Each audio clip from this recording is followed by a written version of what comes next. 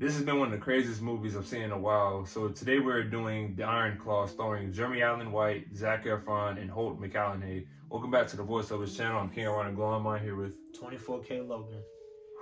All right, man. So I'm gonna say this to start it off with the Iron Claw.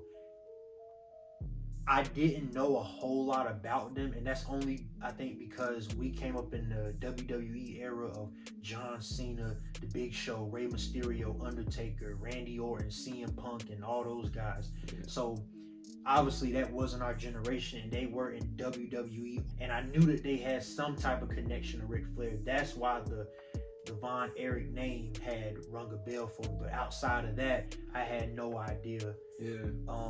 It started off as a very humorous and funny and wholesome movie, but in the middle to the second half, it got completely dark. It is based on a true story, so you kind of expect it, but the way that they put it all together, especially in one particular scene that we're going to talk about, because this is a spoiler review. There's one particular scene where the theater was quiet, like the theater was at a standstill, and they did a great job with it, but it was definitely like had your heart at his hand. Yeah, because when I'm watching a movie, when I heard about, because you said the Iron Claw, I was like, okay, this that movie I've been seeing on the advertising, I'm being spammed with this and that Civil War movie. Shout out to A24, because they have been, I'm gonna get to them later, but yeah, I'm saying the thing, I'm like, oh, it's just a little wrestling movie, you know what I'm saying? I'm thinking they're gonna go championship, but then it's like a road to the championship or whatever. Because it said it was loosely based on the true story. I'm like, all right. But as I'm watching it, bro, like, as soon as there was a scene where he was taking steroids after a match and they were just beating. Yes. I'm like, oh, so this showing like what really goes behind the scenes of like wrestlers. Because, you know, wrestling is scripted, but at the same time, they have to take real hits. They're their own stunt doubles. Nobody can do it for them, so they're taking hits, bleeding.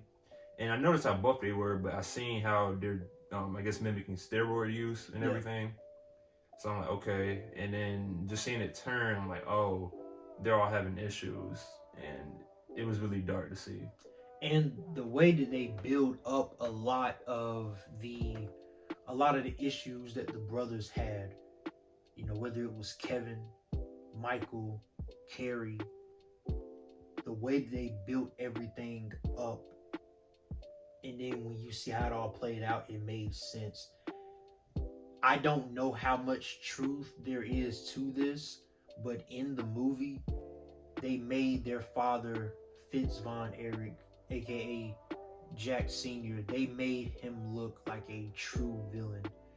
And obviously, we don't know if that's how it was in real life. This is Hollywood, so everything is not going to be accurate. Sometimes they tweak things and make it more dramatic than what it was in real life. But he played the perfect villain, especially towards the middle. Like, it started off as he was like a hero and he was a motivator, but towards the middle and end, he just turned into a straight villain. Yeah. And it showed a lesson about how there is some toxic masculinity, although you can debate about that. Heavy. And fatherhood. Not that he was a bad father, but it's like it was wrestling or nothing for his kids. Yeah, and to be honest, again, we don't know if this how it was in real life, but the way that they portrayed Michael in the movie, it's almost like Michael didn't really want to be there. Yeah. That was, of course, the brother that was into the music and everything. You know, one's a musician. Let me cut you off. You had something to say? No. See, one was like a musician. The other one was running like track and field. But during that time, you know, I think it was around the Cold War era. Just, you know, in the era Russia was hosting the Olympics, so he couldn't go overseas. So he had to drop his Olympic thing and go to wrestling. And all of them were I didn't mean to cut. That was Kerry. Yeah. And Jeremy Allen White, and all of them was in really good shape. Like they was in tip top shape. And I want to talk about that. Zac Efron, hell of a performance. All the actors, hell of a performance. Everybody fitted perfectly into their roles. But especially Zac Efron, like the fact that when I first saw him in the movie, I'm like, I still can't think about nobody else other than Troy Bolton from High School Musical. you came up in the 2000s, you obviously know who Troy Bolton is. But I was thinking about that, and then I see how Zac Efron makes this complete 360 transition into, like, I can really believe he was a wrestler. I mean, the body transformation, the way he carried himself, the training montages. I'm like, I really feel like he is a legit wrestler or some type of professional fighter in real life. So shout out to Zac Efron, hell of a fucking performance. Yeah, and shout out to Jimmy Allen White, because I was like, I seen his face before. I was like, ain't that dude from The Bear and Shameless? Which that's in my list. I gotta start Shameless and The Bear. Same here. But definitely Shameless, because I seen some clips. That show was hilarious. So I'm gonna get on that when I can. Where would you put this amongst previous sports movies? So sports movies, I mean, your typical sports movie, it can be either based on a true story or some fictionalized thing. Typically, a lot of them are American, so we're looking at football and basketball here. Like Remember the Titans, right. Coach Carter, Blindside, which apparently wasn't all that true. We're not getting there. I'm so sorry, but just it starts off with, this kid playing the sports. They have their games or whatever. They win the championship at the end, happy ending. But with this, it's a true story, and it shows how far people can go when they're depressed or just don't want to be in the world anymore, And it's just it really, their realism was like there, Yes, I think that's what I appreciated about the movie is the realism. Again, it's Hollywood, but I do feel that they kept it real. Yeah. They didn't sugarcoat anything. You really believe that these brothers had it hard, which I think they did. Right. And there is just so much, how do I put this? Again, the build up of each brother had their own personal issues, whether it was drug addiction, alcohol addiction, injury. Yeah, injury.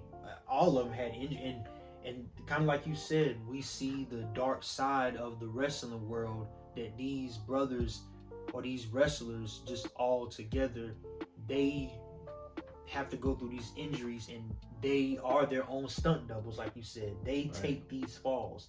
They're trained professionals. But we see the dark side of it and the reality of how they deal with these injuries. Yeah. So that was something that I really appreciated about the film, was the realism, as you stated. Yeah, and shout out to A24. They're the studio company that made this. And remember at the beginning, that Civil War movie that comes out in a few months? Yes. That looks interesting. So it seems like A24, they're like the next studio that's really about to be on it. So, anything from A24, I'm definitely down to check it out, because they really hit it on the head with this one. And when we was watching with the pill scene, or how he's riding the motorcycle and he just crashes out, or how he's screaming for help, but when they try to help him, it was too late. Exactly. If you're ever going through anything, pray about it, or really reach out to someone. Absolutely. Because it is a serious topic, and even it was going on back then, but nowadays it's really more prevalent.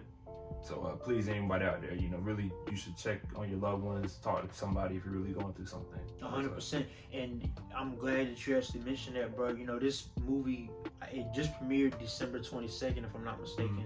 And as an adult, I found out that this time of year is actually a rough time of year for a lot of adults. Right. We've had our own issues individually in the month of December, and a lot of people that I've talked to have had bad months in December, or a bad time in December. And the fact that this came out in December, and then you see all the family drama and the tragedy that struck with this family, you're like, wow. Yeah. And kind of to add on to that, the scene that we were talking about, it was the scene where after Carrie had passed away and he went on to glory, he reunited with his brothers in the afterlife.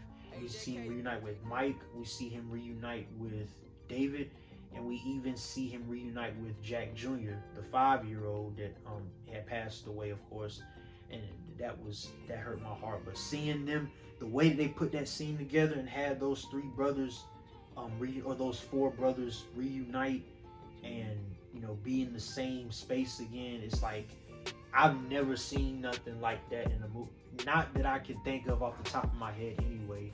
That was another powerful scene, but a sad scene. Yeah, and it was really more the realism of it. Other people tried to like sadden it up, but it shows like a reality that a lot of people don't know about, what people really, really go through. So, please, like, if you ever in anything, reach out to somebody. And you mentioned this time of year, yeah, some people, holidays, they ain't got people to be around. Same with Valentine's Day, they don't have a spouse. So, really check your mental health, your physical health, really take care of yourself. 100%. Overall, what would you give this film? Or how did you feel about it? With the realism, A24, the cast, I might be reaching, if I say 10. It's whatever you think, man. I guess 9-8. Okay. I am going to have to give it, because of the realism, at least what it seemed like in that aspect of the the family tragedy and everything, and how they put the story together, how they were able to go from humorous to dramatic and sad. I'm gonna have to give it a 9 out of 10. All right. I can't really think of too many issues off the top of my head or things that I found wrong with it. I just feel like a 10 out of 10 movie is very rare, especially nowadays. Because 10 not to take away from any directors or filmmakers out there, but we really don't have a lot of 10 out of 10 movies, and I don't think this would be one. At least I wouldn't consider it at this moment in time. Yeah, because 10 out of 10 movies I replayed, but like this one of the movies I'm like, man, I really want to rewatch this. I probably will. Maybe one day. Yeah. But I'm not going to watch it as much as I watch something like Remember the Titans or Coach Carter or Friday Night Lights, just because of the ending and how it's based on true story, so like you expect it, but the way they put it all together and you see it, it's like you're living through that moment in time and witnessing the tragedy. So that was tough to get through. Yeah. But overall, if y'all have not seen Iron Claw, go ahead and go give that a look. I would say that it's amongst the 10 best films of 2023. Yeah. And it was. I'm not ready to say one of the greatest sports movies ever, but in recent years, one of the greatest sports movies for sure.